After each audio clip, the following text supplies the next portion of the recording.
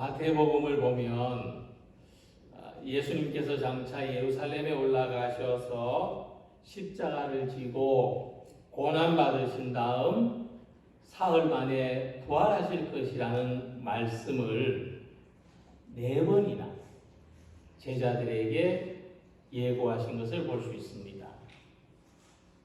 제일 처음에는 16장에서 주는 그리스도시요 살아계신 하나님의 아들이십니다라고 하는 베드로의 신앙 고백이 있은 바로 그 다음 제자들에게 이 일을 말씀하셨고, 또 두 번째 하신 말씀은 오늘 우리가 함께 읽은 본문에 기록된 말씀이고, 세 번째는 마태복음 20장에서 제자들과 예루살렘에 올라가시기 직전에 또 말씀하셨고, 네 번째는 마태복음 26장에서 예루살렘에 올라가신 후에 베다니에 있는 시몬의 집에서 또 마지막으로 말씀하신 겁니다. 자, 이 제자들에게 예수님은 어떤 의도로 나는 고난받고 십자가에서 죽을 것이지만 사흘 만에 다시 살아날 것이다, 어떤 의도로 4번이나 반복해서 말씀하셨느냐 하는 겁니다. 물론 우리는 건망증에 걸린 것처럼 중요한 이야기를 말하고도 잊어버릴 수 있고 또 듣고도 잊어버릴 수 있지만 4번씩이나 반복한다는 것은 상식적으로는 받아들이기 어려운 일이라고 할 것입니다. 그래서 이것은 제자들이 예수님을 믿는데 대단히 중요한 사실을 반복해서 강조하시기 위함입니다. 4번이 아니라 10번, 100번 강조해도 부족함이 없는 말씀입니다. 가장 기본적인, 가장 축약된, 가장 원시적인 복음이라고 할 수 있습니다. 예수님이 예루살렘에서 고난받고 죽으셨지만 사흘 만에 부활하셨다. 가장 완벽한 복음이기도 한 것입니다. 그래서 그 다음에 생각해 볼 것인데, 자, 그럼 이와 같은 말씀을 들은 제자들의 반응은 어땠을까? 맨 처음으로 제자들에게 말씀하셨을 때 제자들 가운데 수제자인 베드로가 이 말씀을 듣고 예수님에게 항변했다, 따졌다 하고 말했습니다. 베드로가 예수를 붙들고 항변하여 이르되 주여 그리 마옵소서, 이 일이 결코 주께 미치지 아니하리이다. 베드로는 제자들을 대표해서 주님 그러면 안 됩니다, 강하게 만류했습니다. 주님 그러실 수 없습니다. 그래서는 안 됩니다. 그러니까 제자들이 예수님한테 바라는 것이 있었어요. 근데 예수님께서 하시고자 하는 일이 있었습니다. 일치가 안 됐어요. 줄다리기 하는 것처럼 팽팽한 긴장감이 제자들하고 예수님 사이에 있습니다. 그리고 본문에서 예수님이 두 번째로 고난과 부활에 대해서 말씀하셨을 때 제자들은 매우 근심했다고 했습니다. 죽임을 당하고 제3일에 살아나리라 하시니 제자들이 매우 근심하더라. 자, 제자들은 예수님의 말씀을 듣고 왜 근심했을까요? 심하게 근심했을까요? 첫 번째로 말씀하셨을 때도 제자들과 그렇게 하시면 안 된다는 갈등이 있었는데 또 똑같은 이야기를 또 하시니까 제자들은 도대체 예수님이 왜 저러시나 당혹감을 느꼈을 수도 있습니다. 그리고 제자들은 죽는 것이 뭔지를 아는 사람들이죠. 특히 십자가 위에서 죽는 것이 얼마나 수치스럽고 고통스럽고 두려운지도 잘 알고 있습니다. 그런데 죽는 것은 아는데 죽은 후에 다시 살아난다는 것은 한 번도 경험해 본 일이 없습니다. 제자들은 예수님의 말씀을 못 믿는 겁니다. 죽는다는 말씀만 들리지 다시 살아나리라는 말씀은 안 들립니다. 그들은 죽음에 대한 두려움만 생각하고 있었습니다. 이것은 무엇을 이야기해 줍니까? 우리는 고통이나 고난, 희생이라는 말이 얼마나 부담스러운 말인지 잘 알고 있습니다. 누군가가 나한테 그것을 요구할 수도 없고 요구해서도 안 되는 문제라고 생각합니다. 그러나 고통이나 고난과 희생을 통해서 다시 살아나는 영광, 부활의 영광을 가지게 된다는 것은 너무나 낯선 이야기입니다. 믿기 어려운 일입니다. 그래서 눈앞에 보이는 고난은 이만큼 큰데 이 고난 이후에 있을 영광은 요만큼 작게 보인다는 것이 우리의 보편적인 생각입니다. 그리고 현실에서 경험하는 삶의 모습이 아닌가 싶습니다. 그러나 예수님은 말씀하십니다. 그렇지 않다. 결코 그렇지 않다. 나는 사람들의 손에 넘겨져서 고난을 당하고 십자가에서 참혹한 죽음을 맞이하게 되겠지만 제3일에 다시 살아날 것이다. 하고 말씀하십니다. 이 말씀을 통해서 우리들이 생각해 볼 수 있는 첫 번째는 우리의 삶은 고난이 전부가 아니라는 겁니다. 옛 이야기에 어떤 왕이 그러니까 이 인생을 공부하려니까 너무나 분량이 많고 복잡하니까 줄여서 한 글자로 줄여오라고 했더니 지혜로운 신하가 괴로울 고자라는 한문 글씨를 써왔다는 그런 이야기가 있는 것처럼 우리 인생은 괴로운 일로 가득한 것이 사실입니다. 인생을 이야기하는 한 글자, 괴로움이다. 또 우리는 지금까지 살아오는 동안 참 많은 어려운 일들을 겪었다고 할 수 있습니다. 예상치 못한 어려움들.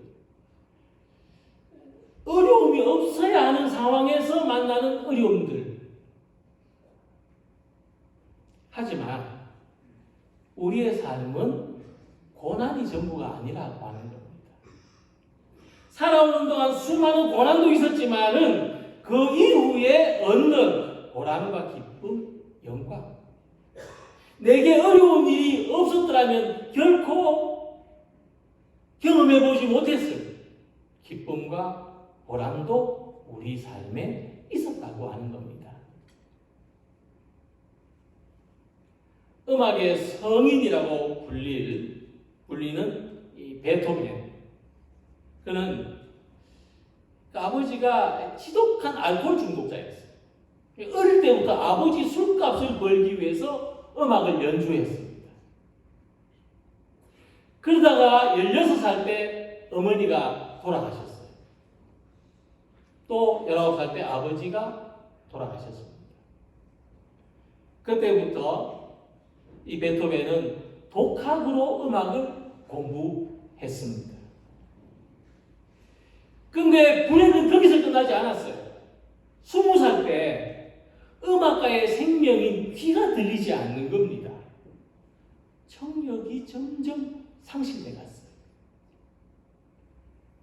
베토벤은 이 절망감으로 자살을 시도한 적도 있었습니다. 그러나 음악을 포기할 수가 없어서, 그리고 신앙의 힘, 이 절망감을 이겨냈기 때문에 비록 57살에 죽었지만 세계적인 명곡들을 남기게 된 겁니다. 그래서 사회적으로 성공한 사람들 가운데는 자기가 태어날 때 좋은 환경에서 자랐다든지 성공할 수 있는 좋은 기회가 있었다든지 특별한 혜택을 받았다든지 이런 이야기를 말하는 사람 잘 없어요. 성공하기까지 얼마나 어렵고 힘들게 살아왔는지를 이야기하는 사람들이 더 많습니다. 현대그룹의 창업주였던 정지영 회장도 이 소학교 졸업이라는 아주 낮은 학력을 극복하고 가난과 역경을 극복하고 심지어 아버지가 소판 돈을 몰래 가지고 나와서 사업에 도전했다는 유명한 이야기가 잘 알려져 있습니다. 특히 훌륭한 아주 본이 되는 신앙을 가진 사람들은 하나같이 어렵고 힘든 상황을 믿음으로 견뎌낸 경험이 있습니다. 우리가 가진 믿음은 삶이 평안할 때보다 고난이 닥쳐올 때 더 큰 힘이 있었습니다. 성경에 보면은 요셉, 모세, 에스더, 다윗, 다니엘 수많은 사람들이 믿음으로 고난을 이겨낸 삶을 보여줍니다. 심지어 믿음은 죽음도 이겨내게 했습니다. 예수님의 모든 제자들은 믿음을 위해서 고난을 받고 생명을 바쳤습니다.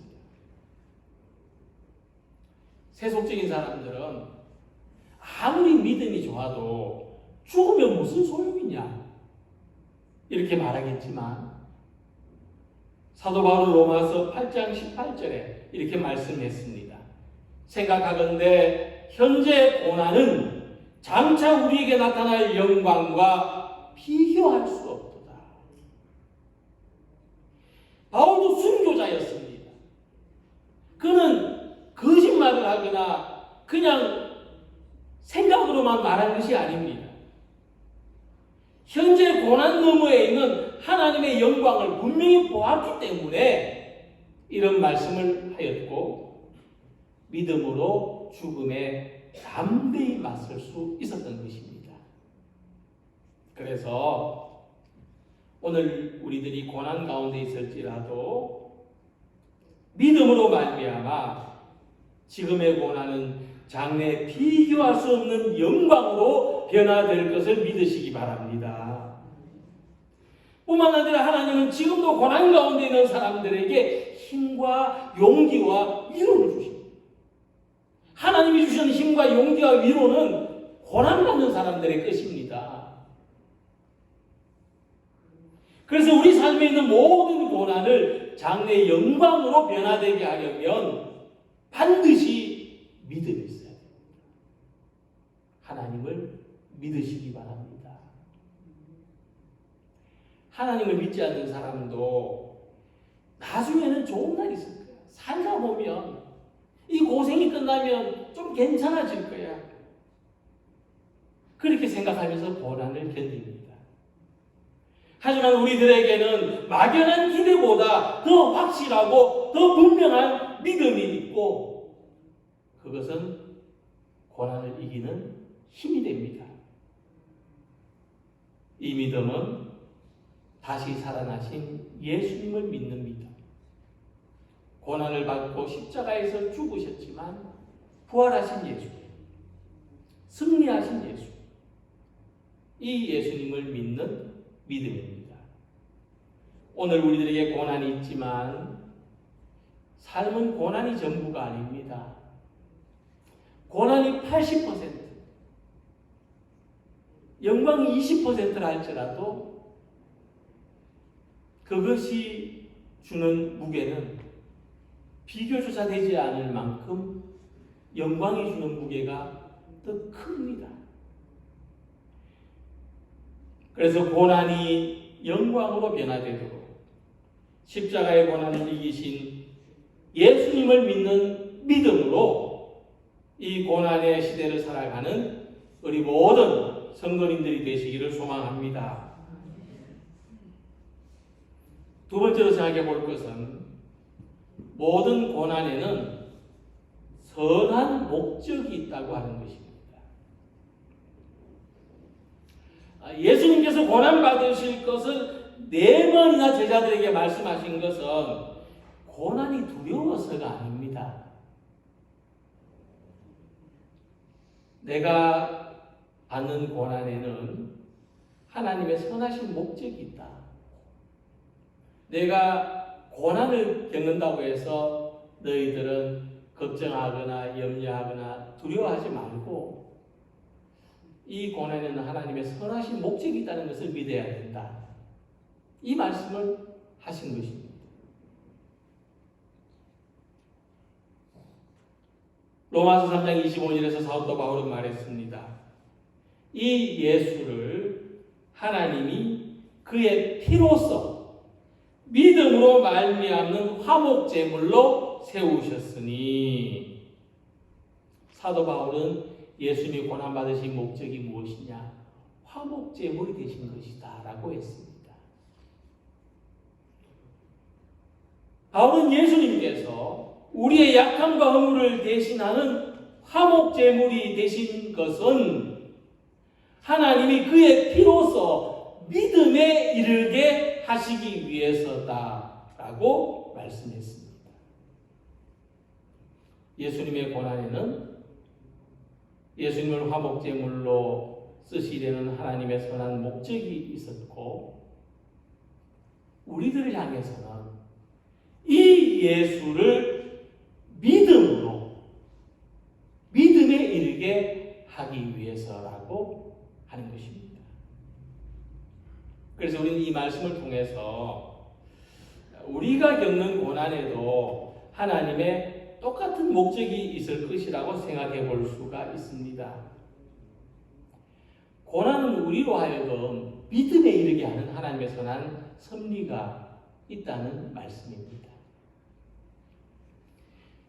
고난을 통해서 사단이 의도하는 것은 우리를 믿음에서 떨어뜨리려고 하는 겁니다. 그러니까 고난을 받으면 믿음이 상승하는 사람이 있고 고난 때문에 믿음이 떨어지는 사람이 있어요. 하나님이 원하시는 것은 고난을 통해서 우리의 믿음이 상승되게 하는 것이고, 사단이 의도하는 것은 고난을 통해서 우리의 믿음이 떨어지게 하는 것입니다. 우리 많은 사람들이 고난당할 때 하나님을 원망하거나 믿음을 버리는 경우를 봅니다. 대표적으로 욥기를 보면은 욥의 아내는 하나님을 신실하게 섬겨왔던 욥이 질병의 고난을 겪게 되죠.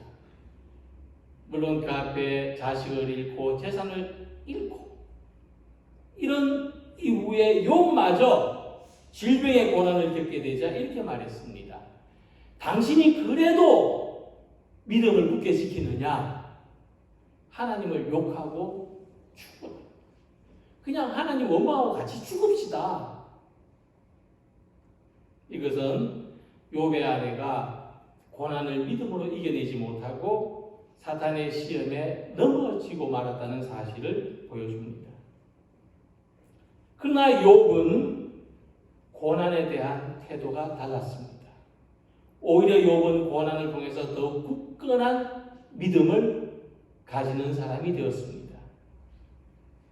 내가 주께 대하여 귀로 듣기만 하였사오나, 앞에 이런 의미를 추가할 수 있습니다. 내가 고난받기 전에는, 이 같은 어려움을 겪기 전에는 주께 대하여 귀로 듣기만 하였사오나 이제는 눈으로 주를 배움나이다. 그러므로 내가 스스로 거두어들여 고난받을 때 하나님을 원망했던 의석은 생각을 믿음 없는 태도를 거두어들이고 티끌과 재 가운데에서 회개하나이다. 고난을 통해서 믿음이 더 굳건해진 욥은 하나님 앞에서 회개한다고 했습니다. 상식적이지가 않습니다. 좀 광신자 같습니다. 아니, 가족을 잃었습니다. 재산을 잃었습니다. 건강을 잃었습니다. 이런 사람이 하나님을 원망했으면 했지 무슨 회개할 것이 있습니까? 우리 같으면 회개가 나오겠습니까? 그래서 욥의 회개는 욥한테 어떤 잘못이 있어서 죄 때문에 그것을 반성한다는 뜻이 아니라 고난을 원망했던 태도로부터 고난 속에는 하나님의 선하신 뜻이 있다는 것을 믿음으로 받아들입니다. 욥이 마음을 바꿨다. 회개, 마음을 바꿨습니다. 그러니까 이 고난에 대한 욥의 원망은 하나님에 대한 믿음으로 바꾸어졌고 승화됐습니다. 예수님은 고난받고 십자가 위에서 죽으셨지만 그것이 끝이 아니었다는 점에서 고난이 가진 거룩한 목적을 생각해 볼 수가 있습니다. 그래서 오늘 우리에게 어떤 고난이 있다 하더라도 우리의 삶의 목적은 고난이 아닙니다. 우리의 삶의 목적은 고난을 통해서 하나님의 선하신 뜻에 이르는 것입니다. 세상 사람들은 인생을 고난으로 표현하지만 그것은 현상만 바라보기 때문입니다. 그렇다면 우리 인생에 고난이 가득하지만 이 고난은 목적 있는 고난이라고 하는 것입니다. 이 고난을 통해서 무엇보다도 하나님을 향한 견고한 믿음에 이르기를 소망하는 모든 성도님들이 되시기를 기원합니다. 예수님께서 고난받고 십자가에서 죽으신 후에 3일 만에 다시 살아날 것을 제자들에게 말씀하셨습니다. 그런데 앞에서도 말씀드린 것처럼 제자들은 예수님의 부활에 대한 믿음이 없었어요. 예수님이 부활하신 것을 보고도 귀신인가 했습니다. 그래서 제자들은 매우 근심했다. 우리 선생님이 죽으면 어떡하지? 우리는 어쩌나? 매우 근심했습니다. 예수님과 같이 지냈던 제자들조차 4번씩이나 말씀하셨는데도 고난을 생각할 때 매우 근심했다는 말씀을 보면 우리들도 믿음이 없을 때 고난 때문에 매우 근심하게 된다는 그런 상태에 빠지게 된다는 것을 알 수가 있습니다. 믿음이 없을 때 고난 때문에 매우 근심하게 됩니다. 그러나 반대로 믿음이 있다면 고난에 대해서 우리가 어떤 모습을 가지게 될 것입니까? 사도 바울은 이렇게 말씀했습니다. 근심하는 자 같으나 항상 기뻐하고 가난한 자 같으나 많은 사람을 부유하게 하고 아무것도 없는 자 같으나 모든 것을 가진 자로다. 이 항상 기뻐한다는 말씀은 고난이 없을 때는 물론이고 고난이 있을 때도 기뻐한다 하는 뜻입니다. 기뻐할 수 있다. 고난 속에서도 우리는 기뻐할 수 있는 사람들이다. 이 세상 사람들이 살아가는 방식이 있습니다. 보편적인 가치관이라고 할 수 있는데 아마 이런 이야기들 많이 들으셨을 겁니다. 나이가 들면 뭐가 두둑해야 돼요? 지갑이 두둑해야 된다. 지갑이 두둑하면 나이가 들어도 기쁘고 행복하게 살아갈 수 있다고 합니다. 그러나 우리들은 뭐가 두둑해야 되겠습니까? 우리들은 뭐가 두둑해야 될까요? 믿음이 두둑해야 돼요. 물론 지갑도 두둑하면 좋겠지만 그건 그렇게 될 수도 있고 안 될 수도 있고. 근데 할 수 있는 것은 믿음을 두둑하게 가지는 겁니다. 믿음이 두둑하면 고난 속에서도 기뻐할 수 있고 아무것도 없는 자 같으나 모든 것을 가진 사람으로 살아갈 수가 있습니다. 믿음을 두둑하게 가지고 있으면 하나님이 기뻐하시는 뜻을 위하여 스스로 고난 속에 들어가는 것까지도 기뻐할 수 있습니다. 고난 받으면서도 기뻐할 수 있습니다. 수고하면서도 기뻐할 수 있습니다. 남보다 더 많은 일, 갑자기 내게 떠맡겨진 일을 하면서도 기뻐할 수 있습니다. 나는 이제 너희를 위하여 받는 괴로움을 기뻐하고 그리스도의 남은 고난을 그의 몸된 교회를 위하여 내 육체에 채우노라. 어떻게 우리는 고난 가운데 기뻐할 수 있습니까? 어떻게 우리는 사도 바울처럼 다른 사람을 위하여 수고하면서도 기뻐할 수 있습니까? 다른 사람 때문에 괴로움을 당하면서도 기뻐할 수 있습니까? 믿음에는 영광이 따르기 때문입니다. 고난이 80%, 영광이 20%라 할지라도 이 20%의 영광, 고난이 비교할 수가 없습니다. 고난과 비교될 수가 없습니다. 바로 그것이 예수님의 믿음입니다. 그래서 예수님은 4번씩이나 그분이 받으실 고난에 대해서 말씀하셨던 것입니다. 결국 예수님이 가시려는 길은 고난이 목적이 아니었습니다. 고난을 통해서 영광으로 나아가시는 길입니다.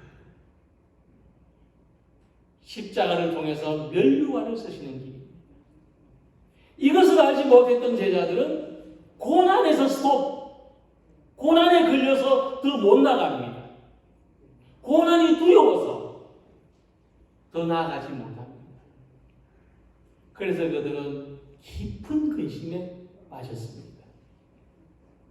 이것은 오늘 고난 속에 있는 우리들이 어떤 방향으로 나아가야 하는지를 말씀해 줍니다.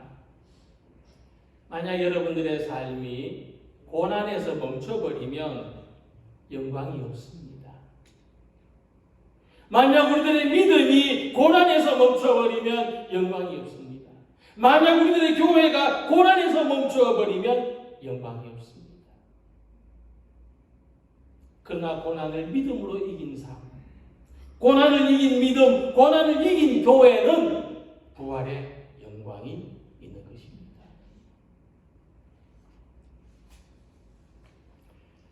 옛날 어느 나라에 임금님이 타는 당나귀가 한 마리 있었습니다. 임금이 당나귀를 타고 나라를 한 바퀴 순행하면 온 국민들이 나와서 절을 하고 만세를 부르고 당나귀한테도 화려한 옷을 입히고 먹을 것을 풍족히 줬습니다. 당나귀는 자기가 받는 대우에 너무 만족했습니다. 근데 단 한 가지, 자기 등을 타고 있는 왕이 너무나 무겁고 불편했습니다. 어느 당나귀는 생각했습니다. 이 왕을 떨쳐버릴 수만 있다면 이 모든 환호와 갈채를 혼자 독차지할 수 있을 것이다. 그래서 이 당나귀가 등에 타고 있던 왕을 내동댕이 쳐버리는 순간 당나귀의 운명도 끝이 나버리고 말았습니다. 이 이야기를 통해서 고난은 우리 등 위에 올라타고 있는 왕과 같다는 생각을 해볼 수 있습니다. 이 세상에서 왕노릇하고 있는 고난은 우리한테 참 무겁고 불편한 존재입니다. 신앙생활도 좀 편하게 하면 좋겠습니다. 가정도 좀 편하면 좋겠고, 직장에서도 좀 편하면 좋겠습니다. 인간관계도 좀 골치 아픈 인간관계는 없으면 좋겠습니다. 그러나 고난에서 벗어나려고 고난을 내동댕이 쳐버리는 삶은 무덤에 누운 사람들의 것입니다. 고난이 없는 삶은 운명을 다한 삶입니다. 그러므로 예수님께서 고난을 통해서 부활의 영광에 이르신 것처럼 우리 삶에도 고난이 참 많지만 이 고난을 통해서 믿음으로 영광에 이르는 우리 모두가 되시기를 소망합니다. 우리가 사는 것은 그 자체가 고난입니다. 교회도 세상에도 고난이 있습니다. 그러나 고난에는 하나님의 선하신 목적이 있음을 발견해야 됩니다. 고난에서 멈춰버린 삶, 고난에서 멈춰버린 신앙, 고난에서 멈춰버린 교회, 고난에서 멈춰버린 사회에는 영광이 없습니다. 희망이 없습니다. 고난을 통해서 우리는 하나님의 함께 하심과 부활의 영원한 생명에 대한 믿음을 더 굳건하게 가지는 성도들이 되시기를 바랍니다. 고난이 오히려 승리의 영광을 소망하는 기도의 제목이 되고 고난이 믿음의 더 높은 목표가 되게 하고 은총의 그릇으로 변화되게 하는 우리의 삶이 되시기를. 그래서 고난 앞에서 매우 근심하기보다 근심은 잠깐이지만 기뻐하며 살아가는 우리 모두가 되시기를 주님의 이름으로 기원합니다. 기도드리겠습니다.